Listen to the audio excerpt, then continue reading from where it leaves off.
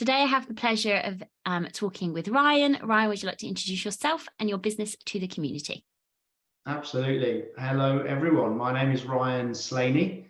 I'm the Managing Director of iLockers, and at iLockers, we're essentially a tech manufacturing company, I suppose. So we design, manufacture, build, sell, support a range of smart lockers that are used for various things, from package drop-off and collection, the kind of thing that's familiar with everybody with Amazon lockers and that sorts of stuff.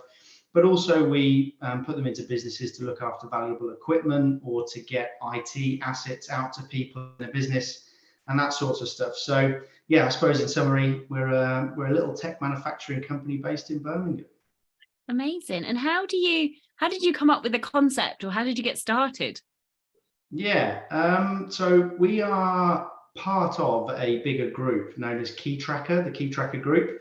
And Key Tracker was started in 1996 by a guy called Andy Smith, who I suppose the problem of people losing keys came to him maybe one day. It was probably a 3 o'clock in the morning job, but he designed a solution that would allow you to see who's taken a set of keys away. So I started working for Key Tracker in about 2005, and I sold a key system to Heathrow Airport in 2012 probably. And the guy there was looking after the vehicle keys airside. So big problem. They of course can't have keys for vehicles within an airport going out with the wrong people. So they had to secure them and then have traceability about who took them away. And I got on with this guy very, very well. And he also had issues with radios, fuel cards, and a special type of glove that they use to fuel up vehicles. And of course, they couldn't go into a key cabinet. So he asked me to make him a locker system. And there were traditional lockers on the market, but nothing that was intelligent, that would restrict access to certain things, of course, keys, radios, that sort of stuff. You need a way of intelligently locking those items down to certain individuals. So we went out to try and find one. We couldn't find a good one. And then I approached Andy at Key Tracker and said that I would like to start a company that made electronic lockers so that I could fulfill this need at Heathrow Airport.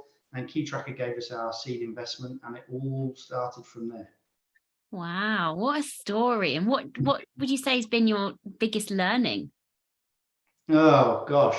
I think the biggest learning probably was in the early days. I had this great idea that I could make the world's most incredible locker system that would be all things to all people that needed something to do with a locker. And I shot for the moon, but we fell a little bit short. Obviously, we have a software element, we have a hardware element, so we had to write all of our code from scratch, and that's no small task. So I think probably the biggest learning, and if I did it again, I would build a base product before going for a premium top end product. We went straight for the top end.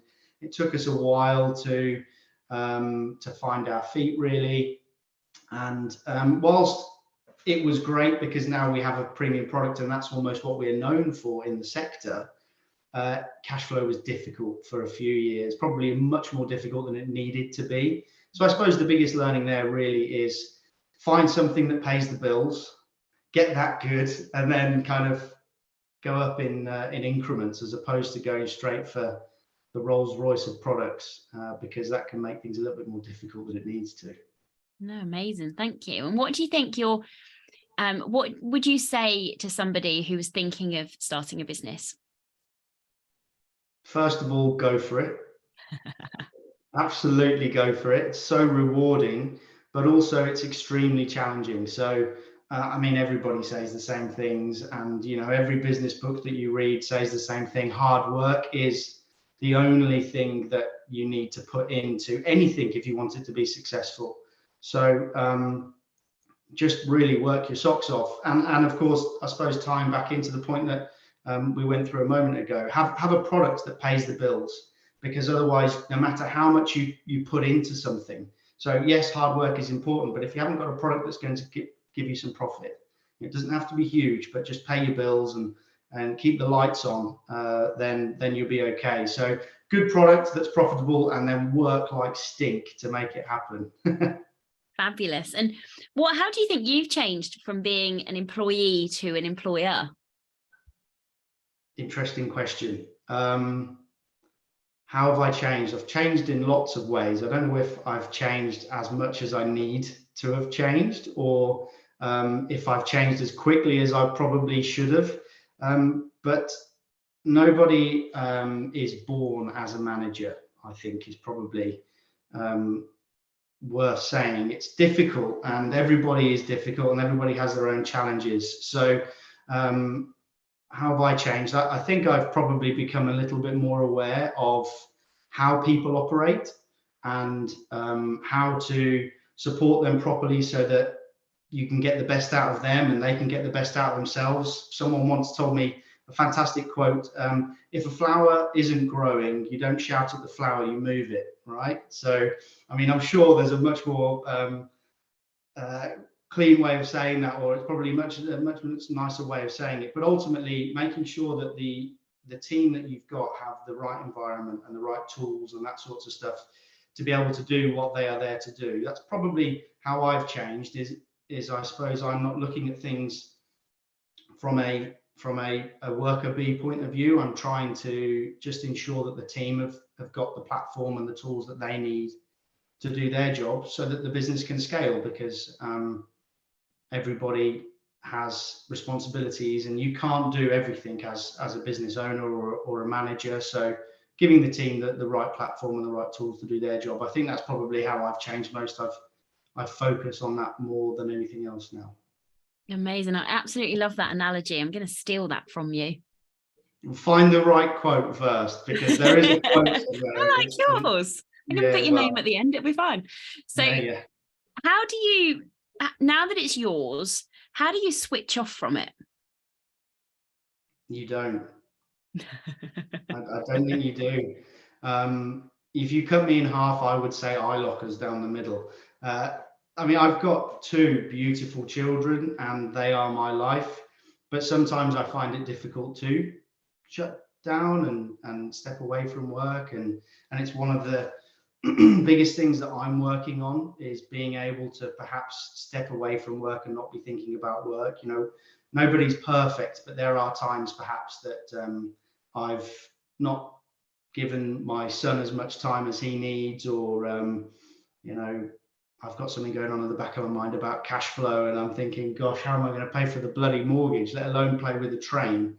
So I think it's really difficult, and I don't think you do shut down. I think there are different ways of managing it, and ultimately going for a walk, or working out from time to time, or having something that means that you can step away. I like to play golf, for example.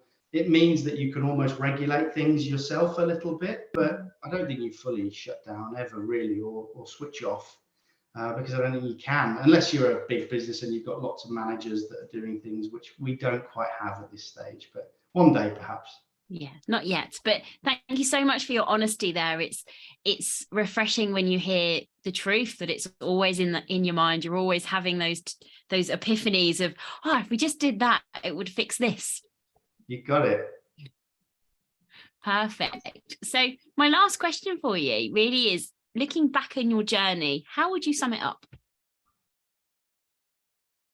Incredible. Can I swear? No, I won't swear. Scary, exciting, filled with potential, and